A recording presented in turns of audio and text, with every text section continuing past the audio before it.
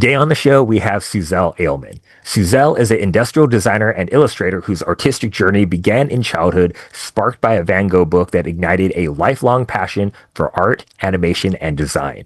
With roots in Cuba and France, she blends diverse cultural influences into her work, transforming a background in industrial design and a master's degree from France.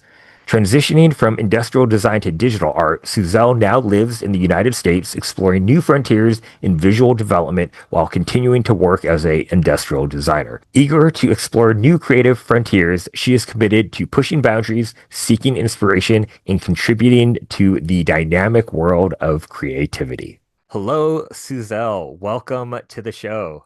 Thank you for having me, guys. Great to have you. Thank you for being here. So, could you tell us a little bit about how your creative journey began and how you would characterize your origin story? It's kind of funny because I started to draw when I was 17 or 16. I have no recollection before that to have draw before. And I always like ask my mom, do you have any picture of me like drawing to put in my bio like all the artists does? And then she said like, no, like you maybe had like some pencils and draw whatever thing you have in your mind, but it wasn't your thing. Like, oh, interesting. Okay. So maybe there is some other artist same as me. Like, I don't know. I was kind of a girl always singing and dancing everywhere, but I'm a terrible singer right now. So it's not something that I like. I'm not good at all right now.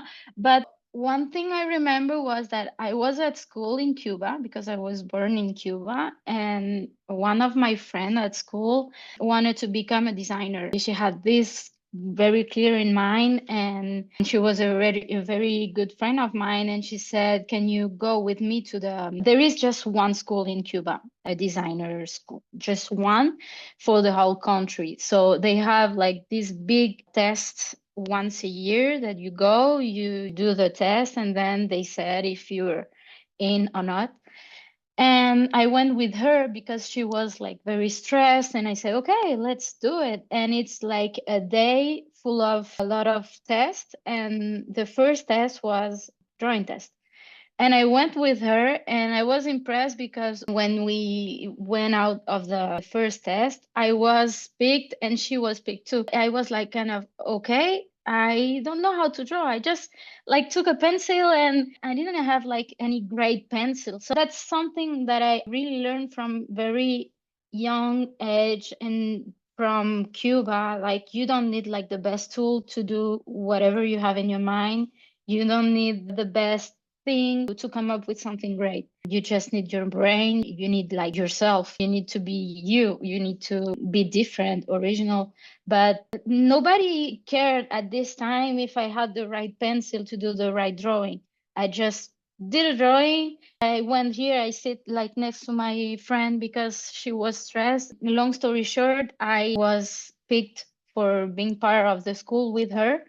And I did 5 years of design in the university. So I started to learn industrial design. That was like my first 5 year of university. But it was like the first 2 years, I had a terrible drawing professor, and it made me not believe in myself. He didn't like at all what I was doing. I didn't have the background.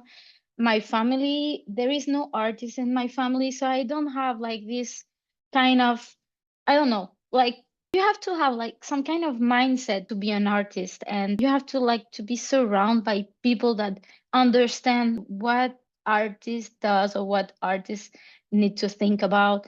So that was like my first 5 year of university, where I was more focused on the technical drawing, how to draw an object, but more kind of the technical part, like the angles, and it was all in the computer. I learned how to model in 3D and everything. I didn't call that art. It was more kind of industrial knowing. And then after 5 years of university in Cuba, and I had the chance to get out of the country. Cuba was a very difficult country to live in that time. So I went to France, and in France, I started my master degree in industrial design. It was 5 years.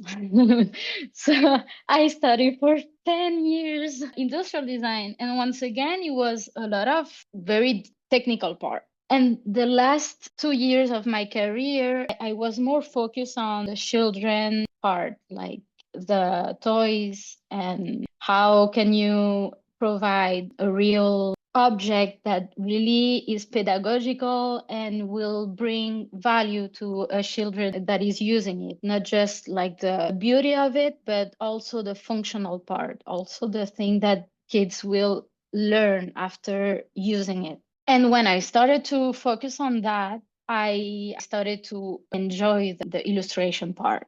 So that's how I started to illustrate and I started to draw more. And that's how I think I became more and more an artist. So, I'm going to interrupt you. Okay, first of yeah. all, before I go on, my mind's blown because you draw the cutest stuff I've ever seen. It's gorgeous. It's so pretty. Oh It's my so God. cute what you do. But you studied for 10 years to do the complete opposite. Yeah. Like, were you ever happy doing the industrial design? I'm still doing it. Let's say 50% to be global. I'm like 50% of the artists right now, like having their regular job and having another job, creative and artistic job. So Pay the bill job and the creative job. exactly. Yeah, yeah, But yeah. We have but no idea what that's like. No. but my paying the bill job is my first career. So it's not kind of, I had the chance to not just went to a workplace that I didn't like. I had the chance to really go to a place that I like. And right now I'm an industrial designer. I work in a studio in an interior design company. I spend my days like creating tables and creating rugs and creating furniture for spaces, but it has nothing to do with whatever I really, really enjoy to do on my own and for me. So right now it's becoming very difficult to choose because those both things are really cool to do. I really enjoy to do both. And I hope one day I will combine those two and I will have like the best of both. Something, hearing your story about how you started off, it sounded like you were always creative as a child, maybe just not in terms of a visual perspective of Yeah. like drawing and painting or designing. But what really struck me is that it seemed like you weren't even necessarily trying to get into the design school in Cuba. It was more of you Mm. were supporting your friend, but then you got in, and so you Yeah. can you tell me a little bit about that choice? Well, it was kind of I had to choose between math and literature. So that was like the first simplification of what am I going to do right now?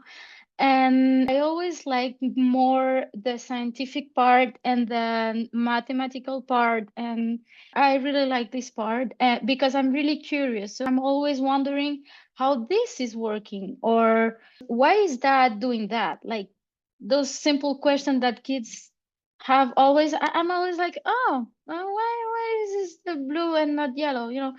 And so one of the things that I really was wondering about was how, if I became an engineer, I will be able to know more how things work. Like, why is the faucet, when I turn it, why is the water running? Like, how?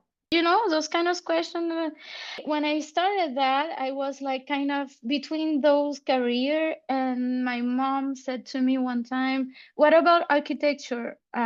It seems like you like structural things, or you need to know like how things doesn't fall." Or and I was kind of, yeah, that could be something that I really like. Why not? So when I went to do the test for design, I was picked on design, but I wasn't picked on architecture because I did also the test.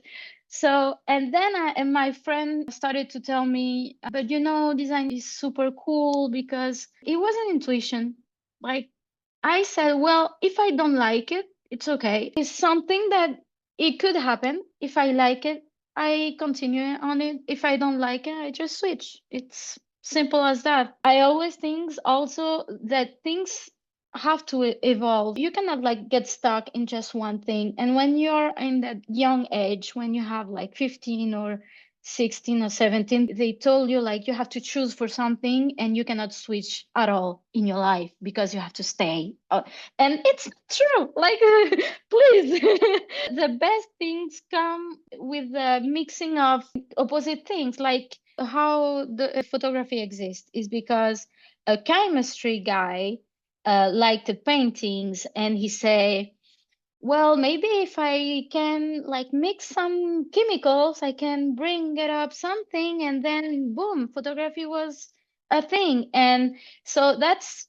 because you mixed it out one thing with another and you create something it's innovating. So you cannot like just think that you will stay in the field and always be in the field. So I said, I'm gonna try. And if I like it, I stay. If I don't like it, let's go another way. Like, why not? You know? So yeah. Oh, Susel, that's perfect. In America, you just go, I want to go here, I want to go here, I'm going to go to Mhm, school to be a plumber or a doctor or whatever, and you just go, right? mhm. And the school goes, you're in.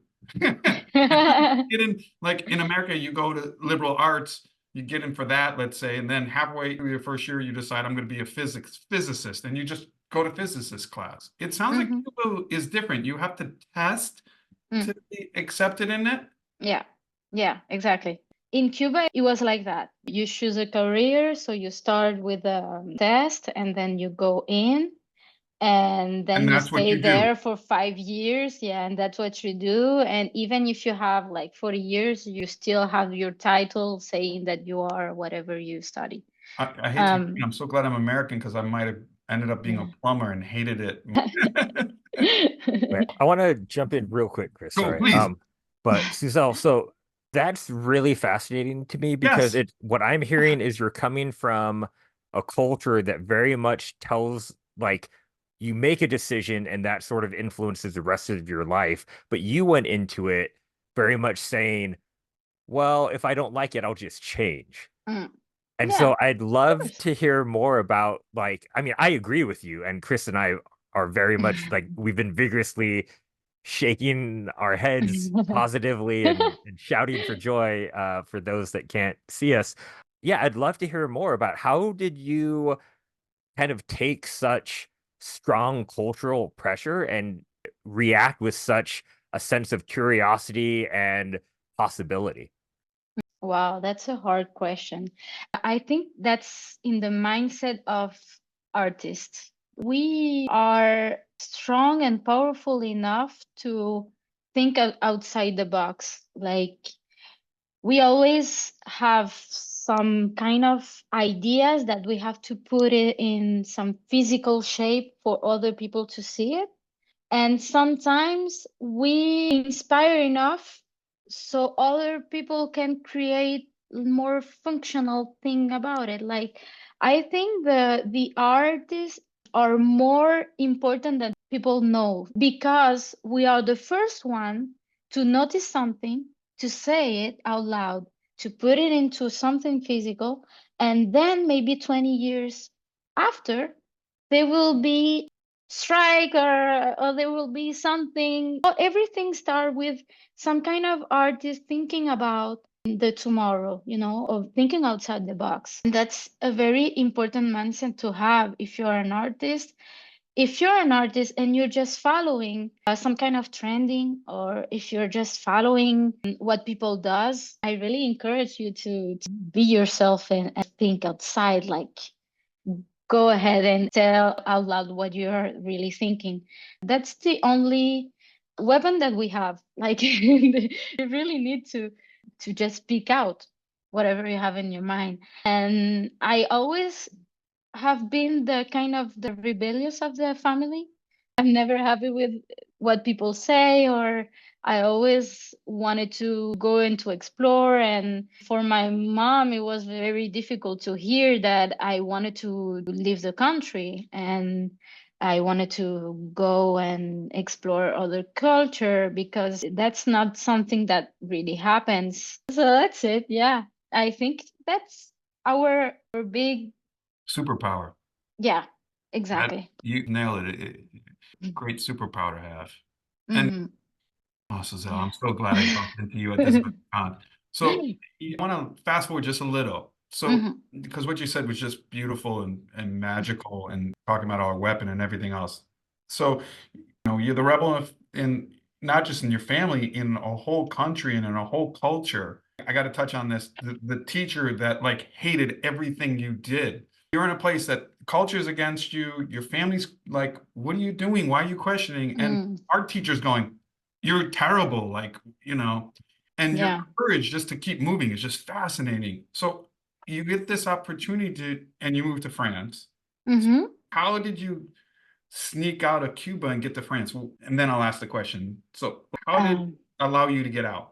that's a long story. Okay, answer the Here in the long story. podcast. And the question follow up to is Yeah. because now you're in France, I want to know what happens. You're in a place, France is one of my favorite countries that I ever got to see.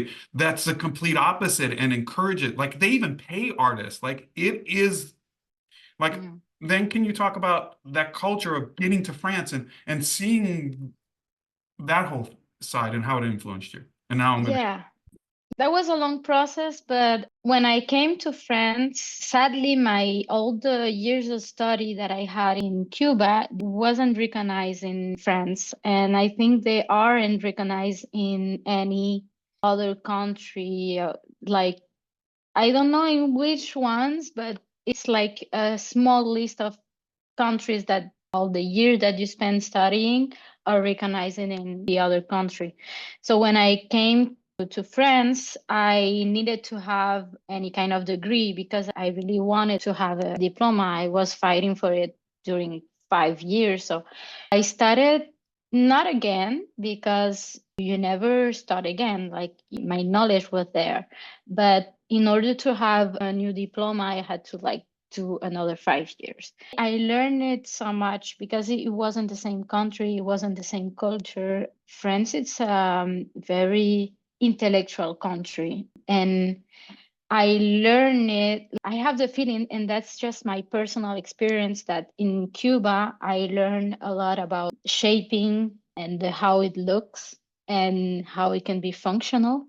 But in France, I learned more about the concept behind and all the studying that you can do before to bring the project. I was surrounded by a lot of people that had like this curiosity that I had. They know so much about everything. They study a lot. That was pretty cool. My school was very open to. I spent like 5 years in Cuba having some kind of study that were part of the program and that you have to had at the end of the year, very square-minded. And when I arrived to France, it was kind of choose whatever you need to know, choose whatever.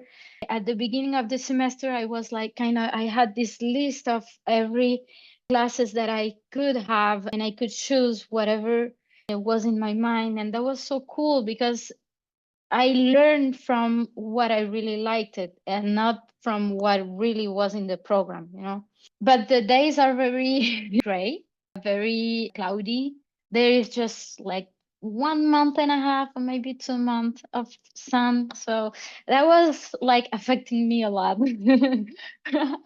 culture shock. Yeah, yeah, exactly. Yeah. Very used to 20 degrees for you will be, oh, I'm sorry, I don't understand at all the metrics and the everything. So I will Wait, say the rest of the world is with you. We're just the only place that's behind. Don't worry. so, so less than 20 degrees, it was for me a nightmare, which was like almost all year. And then in Paris, there is a stress. Everybody is stressed. Everybody is going fast. And there is the subway, the metro, that you have to take every day. And people are having like the sad face every day. And that affected me a lot. Like, it was kind of very hard for me to wake up and be like, yay, positive, and let's do this very good day. And then you start to see people with sad faces and sad faces, and you become one of them, like I was with my sad face every day of the year. And for artists, I heard about someone that told me, like, if you have a plant, like a flower, and it starts to die, you don't question the flower. You don't say, oh, that's a bad flower. You said, she's in a bad environment. She needs maybe sun, or she needs rain, or she needs to be better, to not die. So that's the same thing for people. Maybe, you feel really sad, and or you feel like that you're not the best of yourself, or you're not creating the way you like, or you don't have inspiration. Don't blame yourself. Maybe it's your environment. Like, maybe is the contest. Maybe is what you're living every day that it's not good for you. That's what happened to me in Paris. I really like the mindset. People, once you get to know them, it's of course another culture, but I'm okay with accepting people who they are. So I was like very happy to be there, to learn a lot from the school. And but once I finished my school, I said, well, I need to go again to an environment that really helps me to have a smile every day, like to help me to create something that I really like. And that was my experience in France. I love that metaphor about how powerful the environment is on people. And I think a lot of people don't consider that in terms of the quality of their life, of their own mental health, and Mm. well-being. And so, correct me if I'm wrong, but you're now in Florida, correct? Yes, yes, of course. Okay, Yeah. so was there a gap in time between Paris and Florida, or is Florida kind of next on your path to Yes. getting to where you are now and working at the design studio? Yes, yes. So I Wait, wait, was, I'm gonna interrupt you. Sorry. yeah, yeah, that was okay. And Rick, she got married in France and somehow had to convince a guy to move to Florida with her from France. So that, Yeah. yeah. Oh, she's gonna leave it Yeah. out. I'm gonna get her. Yeah.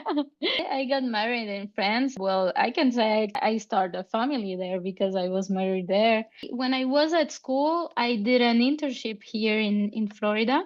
I chose Florida because part of the Cuban community is here. So I really wanted to reconnect and be again with part of my culture. It's not 100%, but it's, I don't know, I needed that. Like, it's a little bit, and also the weather is better. And when I went here, I came here for 10 months.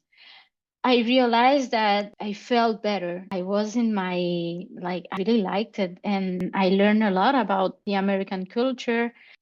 So when I was in France, I got married, and I just asked to my incredible husband that always have been very supportive of me and of my art and of everything. Like, what do you think about moving to the US? Like, is it something that you enjoy, you will like? And he said, well, yeah, let's try it. This is the time. Like, maybe in 20 years you cannot do it because I don't know, you're too old, or you already have too much attached in another country. But right now, why not? Let's just try. And if we like it, we stay. If you're not, let's go. And that's kind of my philosophy. Like, the same thing that I said earlier with my career. It's not one field and you're gonna stay and that's it. It's, you have a lot of possibilities, and if one of them doesn't fit you, or you don't like it, or for whatever reason it's not, well, just come back, or go somewhere else. So yeah, and we decided to come. The problem was that I got my diploma, and then COVID happened. And so that was like the time where I was very frustrating about having spent like 10 years studying for industrial design, having a master in Paris, and I wasn't able to get any job. I was kind of for almost 2 years at home because they have all the restriction, and the only job that I could have was I was a teacher. I was a designer teacher. I enjoy it like 100%, maybe 2 and 300%. I really love that. I had my student that was, for me, it was so grateful because I didn't know that you can really, really learn. Like I learned in school, but I learned 300% more being a teacher. It's it's incredible, like, because you cannot tell like whatever you have in your mind to those children that are listening to you. You have to really think about and look for the real information and be there for them, and the progression is beautiful when you see a student that does things, you know that he has the potential but he needs like more work, and at the end of the year you see like this progression and you see where he is now, and of course you did part of that, but that's on him. I really, really, really enjoyed that. That was super, super cool. But it was not creating for me an economic stability. Like, and I think this is very, very important if you want to start to do art and to start creating. And first of all, you need to get bored. If you're not bored, you will not become creative. And second of all, you need to have your economic stability. I'm not talking about having luxury or anything, but just to know that next month you can pay your rent and you can eat. Because if you don't have that, you're more worried about how you're gonna have money than how can you create or think about something that isn't outside the box, and how you can inspire other people and how can you be inspired by other people. So that was one of the things that also made me go to the US, because I had this opportunity, the work opportunity, to come here and start working in a company. And I say, well, let's do it. Let's try it. And when I arrived here, I started to work on my regular job and then creating all those kind of illustration and crazy thing that I have on the side. It was all because of those both things that I think that are very important. Yeah. Oh, you need to learn also. So 3 things. I agree with you. It's amazing to watch when you teach and you actually learn more from Mm. them than they realize you do. But I want to change focus because we'll be Yeah. remiss if we don't get into, again, I'm a huge fan of your art. It's just Oh, thank you. beautiful. Every time that you say that, my heart is like growing up. Like I cannot thank you enough for saying that. So now I'll even help the listeners. We met at DesignerCon. Who was across from you at the booth? Oh, Stefan Silver. Yeah. Yeah, And yeah. he was even impressed with your stuff. So Oh my God, yeah, really? Like, yes, I oh, mean, okay. let's call it your hustle, your side hustle. Art, this illustration stuff is completely different from what you do. I'm curious what inspires you, what motivates you. I always call it steal. Who do you steal from? Like, what's driving your illustrations? I'm a child. Like I love all kind of cartoons. Like sometimes I go to the movie just to see cartoons. And I don't go with my friends because they are more like, I don't know, Oppenheimer and those kind of movie really about wars and Napoleon. And I'm more like, hey, yay, let's go and watch. What was the recent movie that I saw? Oh, Super Mario.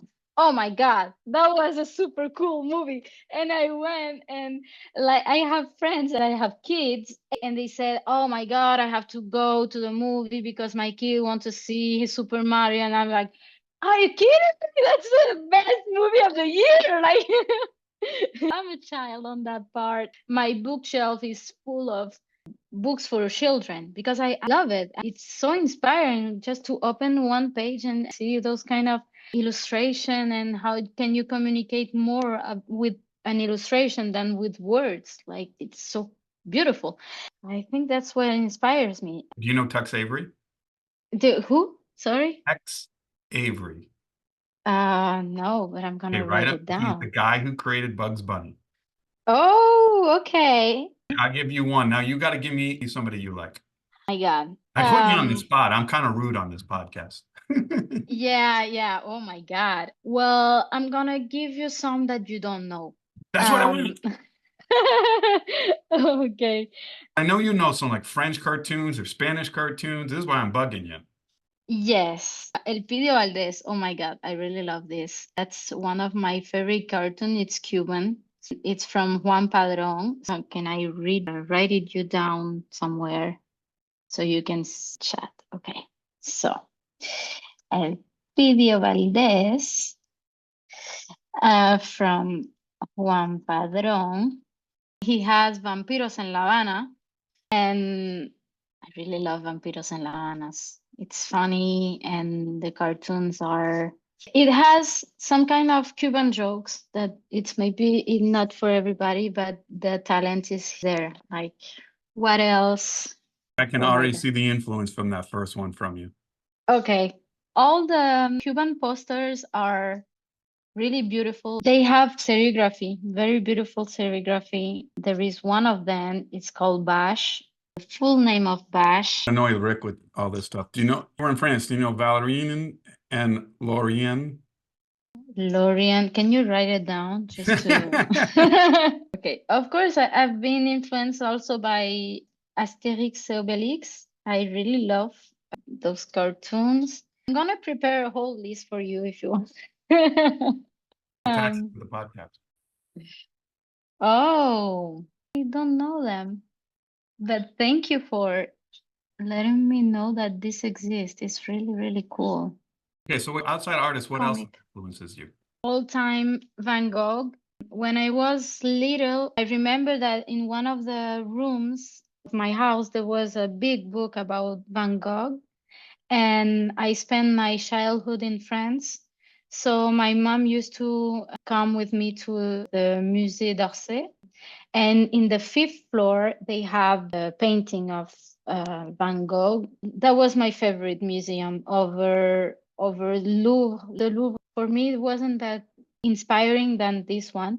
And then I went to the small room of him. We went to visit the room, and then we went to the church that he painted by night. And I remember that we went to the church. I didn't see any colors of what Van Gogh painted in the painting. I saw the church. I was maybe 11 years old. And then we got in the car with my mom to go home, and the car broke. So my mom was like calling them, I don't know, the people that went to repair the car and everything. It was outside the car. And then it was starting to get night, and the light on like the church. And then I saw all the colors that Van Gogh paint on this painting. I was like, oh wow, that's the one. So Van Gogh was a big inspiration for me. How can you like just in one scape that is always there, because you kind of get bored of your surrounding, like of your landscape. I mean, like you can see for the first time the Eiffel Tower and you say, wow. But when you see it every day, for you, it's just something that is here. So when you paint landscape, you have to like feel it and put something, I don't know, like inspirational. And I really like the direction of the brush that he used it for, to give you a feeling of that something was happening that night, or the colors. And I don't know. So I was very inspired by him, but I feel that there is a painter that everybody knows. So it's it's not that original. That's one of my influences. I love the photographer Duano, because if it's really complicated to do a painting, it's saying a lot of things just with one painting. With a photograph, for me, you have to be in the right moment, in the right place, in the right angle, and capture this exact moment that will stay forever. in a square, and he's so powerful on that. Like he has a lot. There is no one photography that I see is always there is always something interesting about it, and it's never something that he creates. It's something that you can tell that it was on a moment. And even with the composition, and yeah, for somebody that is trying to just have ideas on what to draw, that's the hard part for me sometimes. Artistic blocks and everything, you don't know what to draw. Just copy one of the photography of a good photographer. Not just to say, hey, look what I did. It's just like to open your mind. Like you open your mind, you see those photographies and you, wow, I can see you dancing. I'm so happy. I'm going to do a beautiful list and I'm going to send it to you. Totally take a list. Thank you for sharing. And I love that tip about how to break through artist block and kind of going with that. I'd love if you'd be willing to share with us. It sounds like you've had a lot of directional changes maybe in your career, and you seem to navigate it with such grace and curiosity and positivity. I know there has to have been difficult times, and how do you get through those difficult times? First of all, just accepting that things take time and you have to be patient, acceptive of yourself. Like you know that you're that way. And I am confident about myself when I have artistic blocks and when I don't know if I have made the right choice. Don't think that it will be always like that. We always changing, everything is changing. If you don't feel like it's a good thing to do, well, don't do it. Or if you feel that you have fear, that's normal. Be positive about fear. Fear is what makes things interesting. One of the big tip that I can have is, yeah, be surrounded by people that are supportive of you, that really understand you. That's super important. Be curious about other people. Be curious about other people's work. Go and find the beauty of other people's work, because that's what will drive you somewhere.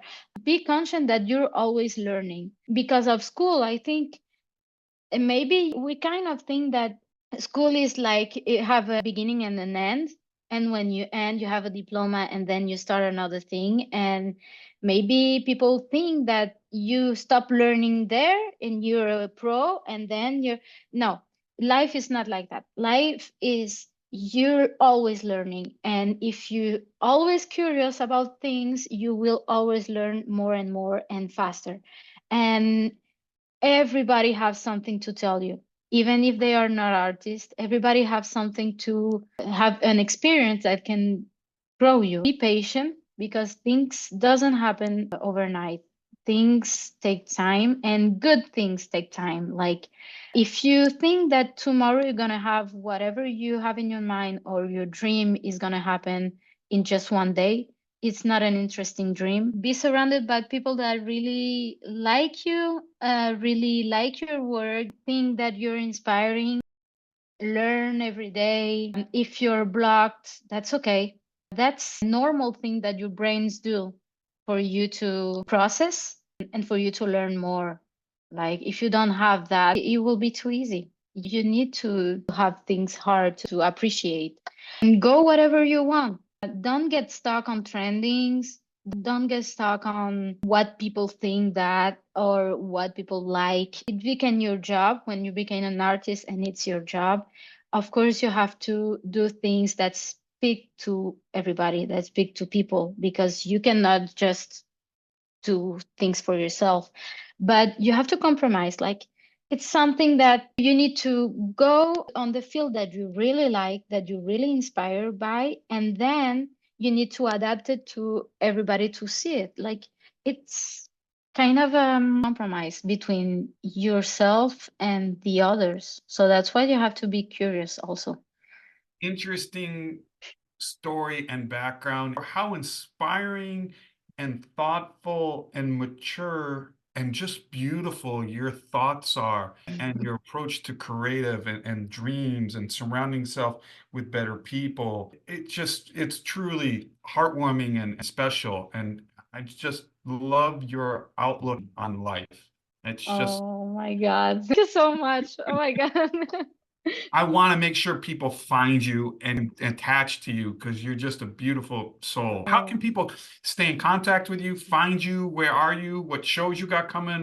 What's the plan going forward? And how can we okay. stay in touch with you? There is always my Instagram. So it's illustration by Susie. That's just to see my artwork. But in Instagram, I'm pretty active. So I'm always try to respond to all the message that I have. Sometimes I take my time because I have too many things. But yes, I will try this year to be on more shows. So that was DesignerCon was my first show. That was my first convention. I'm trying to look for more conventions to come. I will try to stay a little bit here in Florida because it's easier for me. It was really, really hard to travel all by myself with my two suitcases and a lot of stuff and then do the setup all by myself. It was And the pretty never hard. changing booth all during DesignerCon. Oh my God, did you see Rick, that? she changed her booth setup like 3, 4 times during the show. Now I'm realizing that it goes with what I said here. Like, you can always be changing because the first day I said, oh, I'm going to put the table like that so people can come in and I can talk to people and everything. And then I realized people are very shy and people will not go in. So I said, okay, so let's change it just for an hour. And if it doesn't work, I come back. If it works, let's do it. Okay, so I change it. And then there were more people coming. So I said, oh, so that's working. Okay. So what else can I do for better experience? Let's put this in the other side and this there. And yeah, so Chris was coming to my booth and every time he said, oh, you changed it again.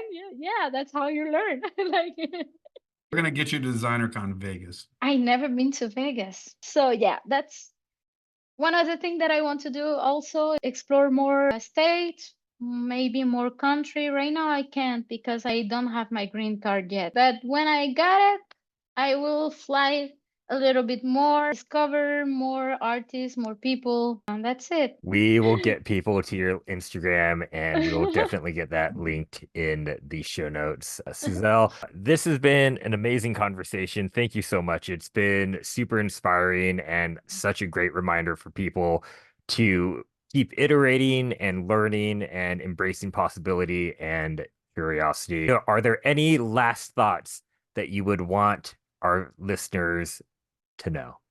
Just keep doing whatever you're doing. That's really important. Think outside the box because that's gonna lead you somewhere anytime soon. And be curious about everything. It could be the most simple thing, like how this is working, or why do I have this today and not that? Like, be curious, go and talk to other artists or to other people that really enjoy whatever you like, follow them and ask questions because that's the only way to really learn. So keep learning every day. That's important. And not just whatever you like, keep learning from everything that you can after connect with your work and have fun. That's the most important thing. Be happy and have fun. If you feel that right now you're not happy or you are not having fun, don't do it. Go somewhere else. Do something that brings you joy. Be Yeah. be that flower you were talking about. Exactly. Yeah. Don't blame the flower, blame the context, blame the lights, blame the water, blame the whatever is surrounding that flower, but don't blame the flower because you're too beautiful to not shine. Like, go.